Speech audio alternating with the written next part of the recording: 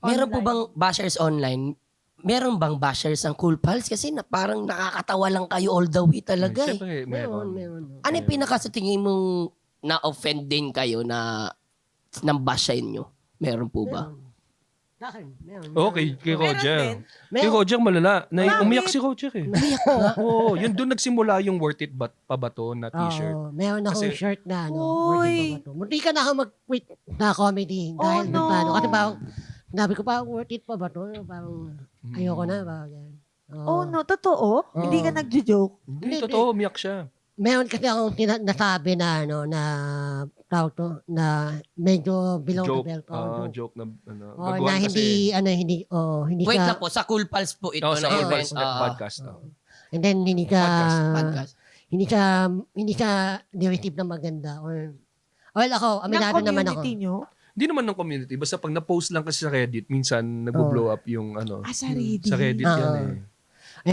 Sabi ni James na, ako hindi naman ako nagbabasa ng Reddit. Ginagamit Si- siya. ginagawa Uy, ni James. Si James kasi yung madalas nagbabasa ng mga social post. Roger, Yan, basahin mo yun. Kinabukasan umiyak na si Roger. Oh. Kasi binasa mo din. Oo, binasa ko. Parang kasi noong time yun, Na-curious nasa situation ka rin na hindi maganda or nasa May pinagdadaanan ka din. Meron kami may pinagdadaanan din ako. And then, parang nagdagdag pa yun. Parang sabi ko, ayoko na. Pero alam mo, okay, pinaka-honest yun na thoughts nila since they're saying it anonymously and from afar.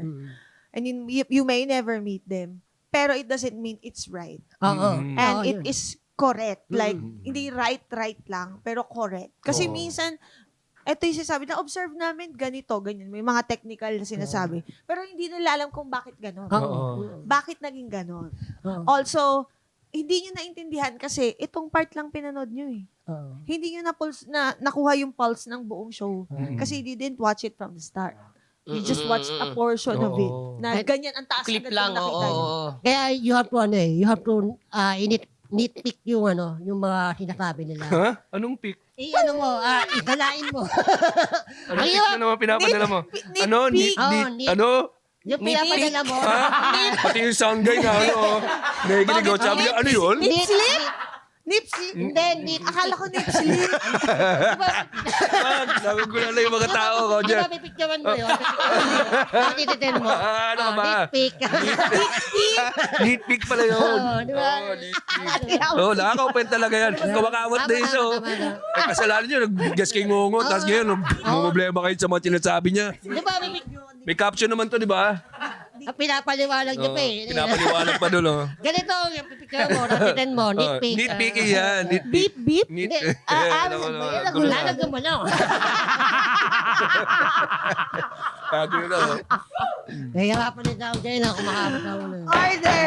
My Abangan na God. natin yung susunod na reklamo sa Reddit. My gosh. Oo. Pero pipiliin mo lang yung mga tingin mo tamang response sa'yo.